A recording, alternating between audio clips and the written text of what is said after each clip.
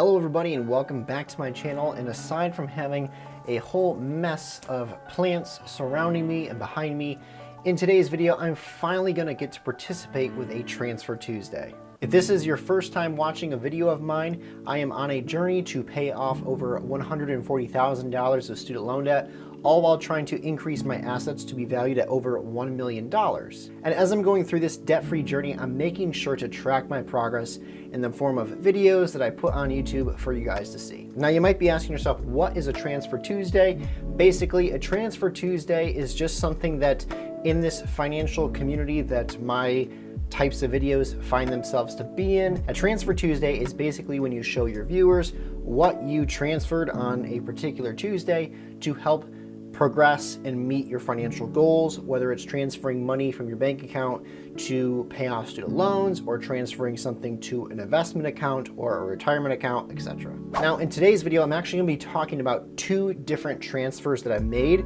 one being student loan related and one being investment related. And I figured I'd start on this video with talking about the one that I've actually already completed. I completed it, well, this is Monday at the time of filming this, so it's going to be on Tuesday because I can't do both in one day.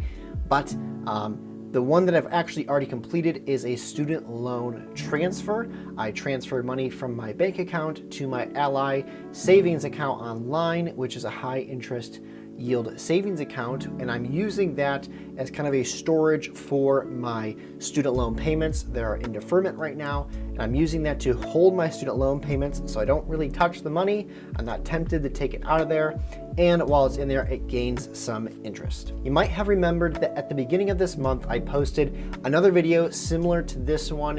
I think it was a student debt update video. At that time I talked about how I was able to put $1,500 towards my student loan saved payments account with Ally Bank. Now, as many of you know, I've made it a goal for myself to every month from April to September, when the deferments are supposed to be done, I'm going to be setting aside $3,000 every month. So in the first video, I mentioned I was only able to, at that time, transfer $1,500 towards my student loan saved payments. Well, today, at the kind of end of the month, I believe it's the 27th at the time of filming this, I was able to transfer another $1,500 this month towards my June 2022 student loan debt transfer, setting aside money for these saved payments for my student loans, all in the hope of getting to $15,000 by September. So that's kind of the first set of big news I have.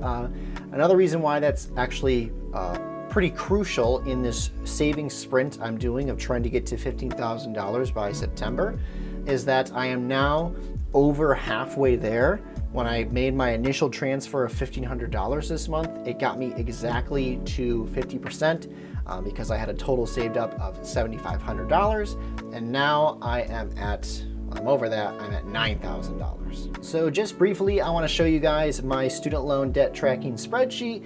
We're going to punch in that new $1,500 that I was able to transfer, and let's see here. So here is the month of June, and earlier this month I put in $1,500, which reduced my projected balance for my total student loans down to $63,907.15.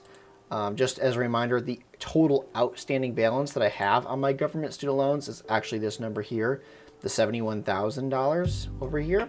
But this is just the number that if I were to take all these saved payments I have and put it right towards it, this is what it would reduce it down to. So I was able to transfer another $1,500, which if we do some simple math equals out to $3,000 this month saved towards my government student loans, which equals a total number saved up, a total sum of $9,000, which you guys can see from this little green bar graph here that is actually over halfway now to the $15,000. The little donut chart just moved a little bit. We're now, I guess, well, this is, we're now 11.2% of being done with this $71,000. So just 88.8% left to go. But that's kind of like the long game. That's the end game. The short-term game, the short-term goal I have is getting to this $15,000 as quickly as I possibly can so that I can make a huge lump sum payment towards my government student loans should they become due in September.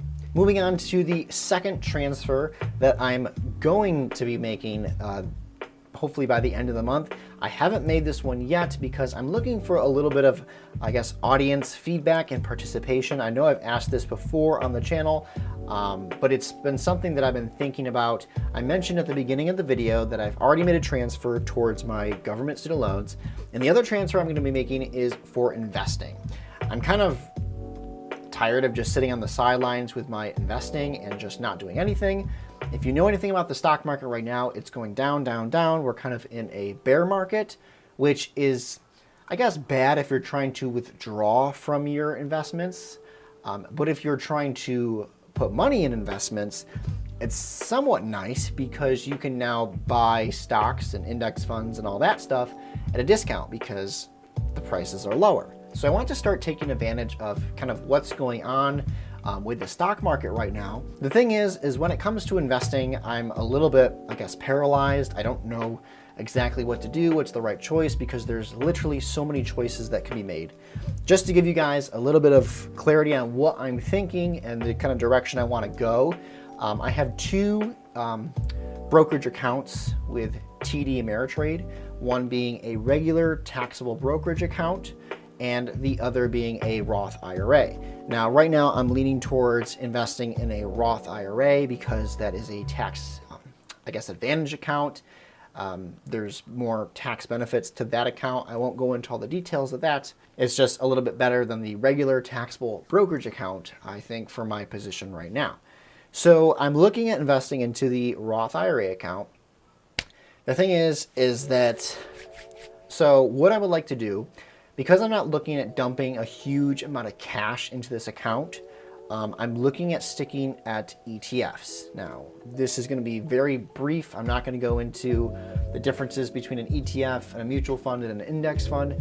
Basically, in order to contribute towards an index fund of a similar quality that I'm looking at, I would have to have an upfront payment of $3,000. I don't want to do that right now. Whereas an ETF, I can put basically just the cost of the ETF into buying it. That's all it costs, is what it costs, is how much I have to put forward. I don't have to have a minimum down payment of $3,000. So the other part of this that I'm a little bit of a split decision on is that I already have a Roth IRA opened with TD Ameritrade. The problem is that TD Ameritrade doesn't allow for partial stock or fund buying.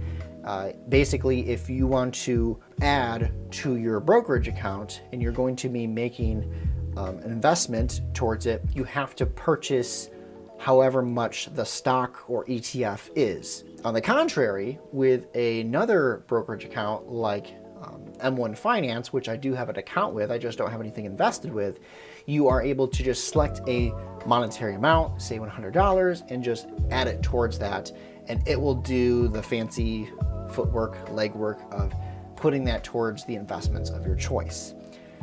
So I guess the part I'm kind of stuck on is, should I stick with the TD Ameritrade Roth IRA I have now and just kind of round it out to somewhere around $100? Just as a heads up, the ETF that I am looking at is VTI, which is a Vanguard Total Index Fund ETF, which I think right now is somewhere around, oh, I had it totally wrong. It's around $194.